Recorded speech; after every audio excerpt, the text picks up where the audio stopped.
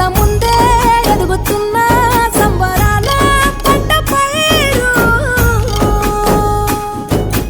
వంద గడపల మందన పల్లె గోడ గట్టని గూడున పల్లె చెరువుల తుల్లటి జల్ల షాపోలే